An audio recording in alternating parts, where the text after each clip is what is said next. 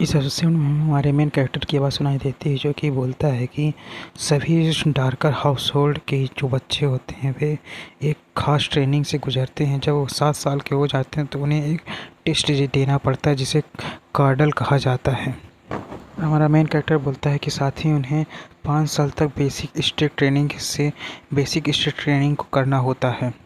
तभी हमारा main character ये बोलता है कि इन 5 वर्षों में हर साल उनके बीच शॉर्ट कंपटीशन रखा जाता है, जिसकी की निगरानी इंस्ट्रक्टर करते हैं और उनके स्ट्रेंथ की जांच करते हैं कि कौन ज़्यादा ताकतवर है।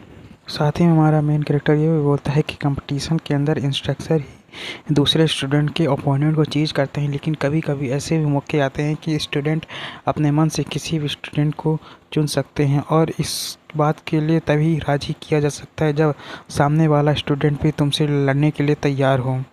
और साथ ही हमारा मेन कैरेक्टर ये भी बोलता है कि चूँकि यहाँ पर कोई भी नियम लागू रूल्स नहीं होते, इसीलिए कई लोग यहाँ पर सीरियसली इंजर्ड भी हो जाते हैं और कई लोग तो यहाँ पर मारे भी जाते हैं।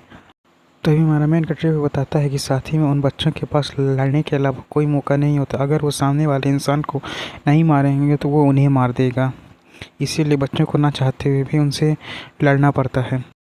इसके बाद हमें प्रेजेंट टाइम का सीन दिखाया है, जहाँ पे हमें किसी की आवाज़ सुनाई देती है, जो कि बोलता है कि जैसा कि आप सभी जानते हो कि आज कंपटीशन का दिन है।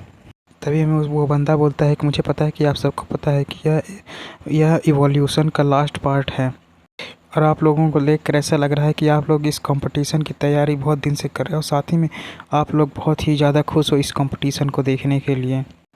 तभी हमें बहुत सारे बच्चों की बात सुनाई देती है, जो कि बोलते हैं कि यस सर। तभी हमें इस बंदे की शक्ल दिखाई जाती है, जो कि इस एकेडमी का हेड इंस्ट्रक्टर होता है। साथ ही में इस बंदे का नाम पैन मार्क होता है। तभी वो इंस्ट्रक्टर बोलता है कि हम इस कंपटीशन को यहीं पे स्टार्ट करते हैं। मुझे यकीन है कि आप सभी लोगों ने अपने आप को पूरी तरीके से तैयार कर लिया होगा। तो इंस्ट्रक्टर की ये बात सुनकर भी सभी बच्चे हाँ बोल देते हैं। साथ ही में तभी हमें कुछ बच्चों की आवाज़ सुनाई देती है, जो कि हमारे मेन कैरेक्टर को देखते हुए बोलते हैं ये कि यह तो जेक है ना। तभी वो बच्चे बोलते हैं कि लास्ट ईयर ह्यूमिलेशन सहने के बाद भी फिर से यहाँ पर फिर से ह्यूमिलेट होने के लिए आ चुका है। तभी हमें कुछ और बच्चों की आवाज़ सुनाई देती है, जो कि बोलते हैं डैम इट, अगर मैं इसकी जगह होता तो मैं तो यहाँ से भाग जाता। साथ ही में बच्चे बोल रहे होते हैं आखिर ये डार्कर हाउस होल्ड की डायरेक्ट ब्लडलाइन से कैसे हो सकता है, यह तो बहुत ज़्यादा कमज़ोर है। तभी हमें उसी इंस्ट्रक्टर को दिखाया जाता है, जो कि चिल्लाते हुए बोलता है कि क्या तुम बच्चे सभी मुझे सुन सकते हो। तभी हमें उस इंस्ट्रक्टर को दिखाया जाता है, जो कि 2 बच्चों का नाम लेते हुए बोलते हैं कि एरोन और गोटा जल्दी से स्टेज पर आ जाओ।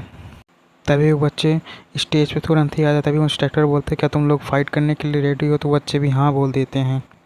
तभी वो जो इंस्ट्रक्टर होता है वो मैच को स्टार्ट कर देता है, लेकिन हमें दिखाया जाता है कि मैच के स्टार्ट होने से पहले एक बंदा जो होता है वो अपने अपोनेंट को केवल एक ही मुक्के में वहीं पर ढेर कर देता है, जिसे देखकर हमारा मेन कैरेक्टर बोलता है कि मुझे पता था कि ये मैच इतनी ही जल्दी ख़त्म हो जाएगा। तभी हमें हमारे मेन कैरेक्टर की बात सुनाई देती है, जो कि बोलता है कि इतनी जल्दी आप तब हारते हो कि जब आपके पास बचने का कोई चारा नहीं होता। तभी इंस्ट्रक्टर को दिखाया जाता है, जो कि चिल्लाते हुए बोलते हैं कि गोटा इस समय लड़ने की हालत में नहीं है, इसीलिए एरो जीत जाता है।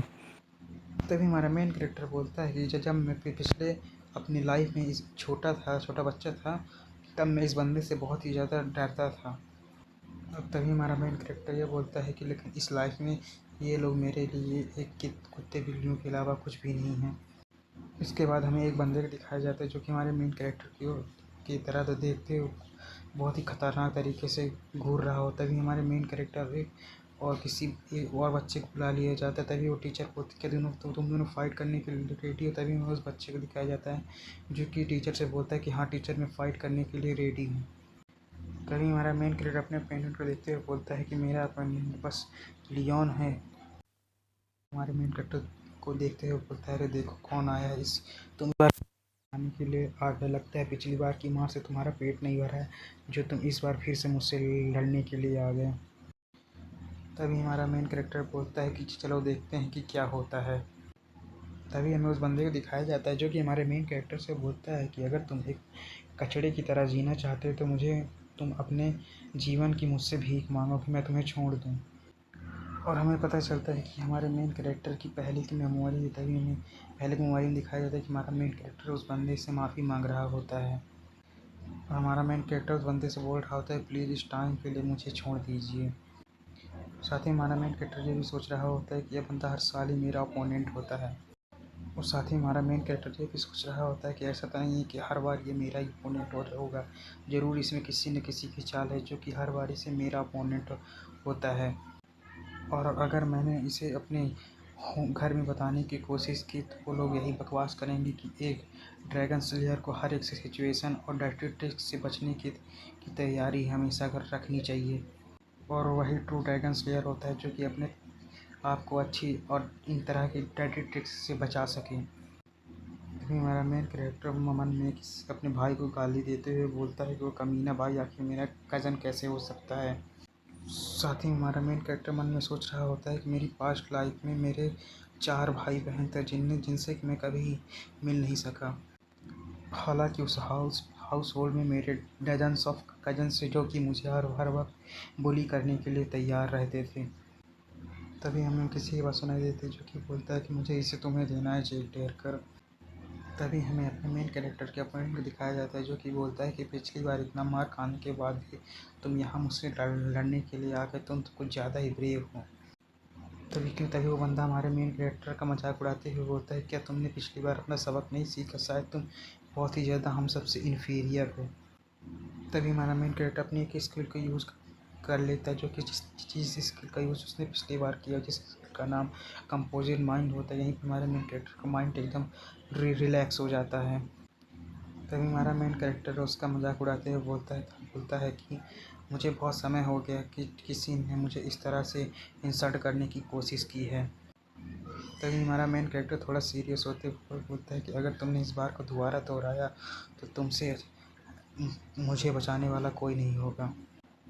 तभी हमें उस बंदे को दिखाया जाता है जो कि हमारे मेन कैरेक्टर इस बात सुनकर बोलता गया कि तुम क्या करने की कोशिश कर रहे हो। तभी हमें हमारे मेन कैरेक्टर का ओपोनेंट को दिखाया जाता है जो कि बोलता है कि तुम घटिया किस्म के गंदे इंसान। तभी हमारा मेन कैरेक्टर उसके मुंह पर एक मुक्का बजा देता है। और इस मुक्के को मारने के लिए हमारे मेन कैरेक्टर ने एक टेक्निक का यूज किया होता है जिसका नाम क्रिटिकल स्ट्राइक होता है। और साथ ही हमें इस स्किल के बारे में बताया जाता है कि यह एक क्रिटिकल डैमेज देने वाली स्किल है और इस अटैक से बचना लगभग नामुमकिन है। तभी हमें हमारे मेन कैरेक्टर के अपोनेंट को दिखाया जाता है जो कि अपने मुंह के पकड़ कर रोने लगता है और बोलता है कि इसने मेरे फेस को पर मार दिया। तभी हमारा मेन कैरेक्टर अपने हाथ में माना को सर्कुलेट करते हुए बोलता है कि मैंने तो वैसे ही कि मैंने अपने पंच को मारता हूँ, लेकिन जैसे ही मैंने अपने पंच को मारा तो वह स्किल एक्टिवेट हो गई। तभी वो इंस्ट्रक्टर बोलता है कि आखिर तुम क्या कर रहे हो जेक डार्कर, मैंने तभी तक मैच को चालू करने के लिए बोला भी नहीं था, तो आखिर तुमने इस पर अटैक क्यों किया। तभी हमारा मेन कैरेक्टर इंस्ट्रक्टर सफाई देते हुए बोलता है कि बैटलफील्ड में ऐसा नहीं होता कि तुम्हें कोई इंस्ट्रक्शन देता है कि कब तुम्हें लड़ना है कब या नहीं। और साथ ही में बैटलफील्ड में जो पहले मारता है उसी को ज़्यादा लाभ होता है। तभी हमें उस बंदे को दिखाया जाता है जो कि इंस्ट्रक्टर से बोलता है कि इंस्ट्रक्टर मैं ठीक हूँ, आप फाइट को जल्दी से स्टार्ट कीजिए। और यहीं पे हमारा एपिसोड ख़त्म हो जाता है। अगर वीडियो अच्छी लगे तो लाइक कमेंट सब्सक्राइब जरूर करें, अगले वीडियो के लिए वेट करें। Thanks for watching.